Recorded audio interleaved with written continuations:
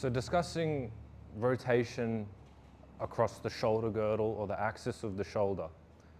Now, the principles are more or less the same about rotation across the hip and rotation across the shoulder. They are rotational force, bang, bang, here's rotation across the shoulder without my hips moving, right? Now, typically, rotation across the hip will result in rotation across the shoulder, right? So if I turn my hip, my shoulder generally follows. So let's eliminate what you see from my hip, just know it's rotating, bang, and my shoulder will rotate as well. It tends to lag a little bit, right? So if we're talking about order of sequence when generating torque in a punch, we would see the hip rotate first, bing, we would see the shoulder follow, bomb, and the final exit of force comes from my fist, right? So if I'm throwing a hook, I'm gonna go hip, shoulder, force applied at end of punch. Hip, shoulder, force applied at end of punch. Now the rules on rotating across the shoulder are exactly the same as rotating across the hip with some exceptions. So we established rotating across the hip, we need to return back to our original position, right? Same rule applies for the shoulder. So if I'm gonna rotate across my shoulder, bang, I need to come back, bang, to my boxing stance. Cool? That's pretty self-explanatory, but basically we're getting back to our safest position.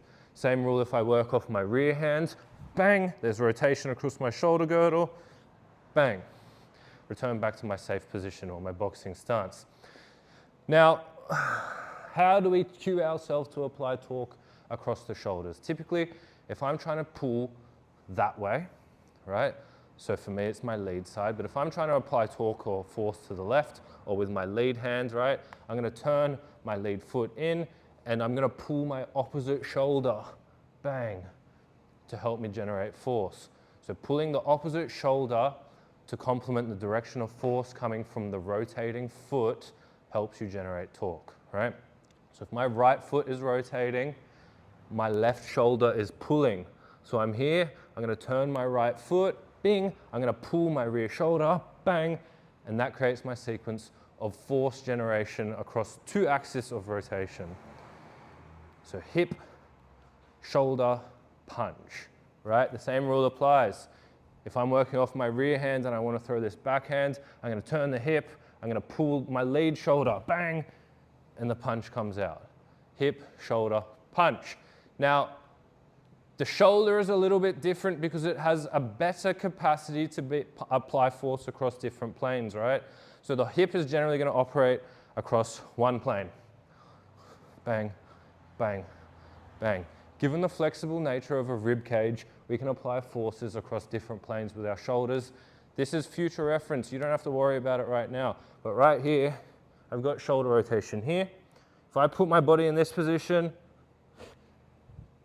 the movement mechanics are exactly the same. Bang, bang, bang, bang, bang, bang. But force is being applied across a different plane. So the actual rotational force is exactly the same. However, the plane that force is being applied to is different. This just matters when you're setting up punches across different positions. Nothing for you to worry about right now.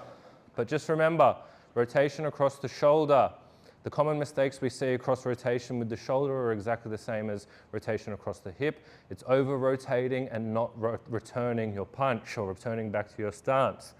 Another good thing to remember, and it doesn't really fall into the concept of rotation across the shoulder, but it's that when we rotate, bang, that shoulder can act as a line of defense, right? But let's not worry about that. That's not really rotational issues.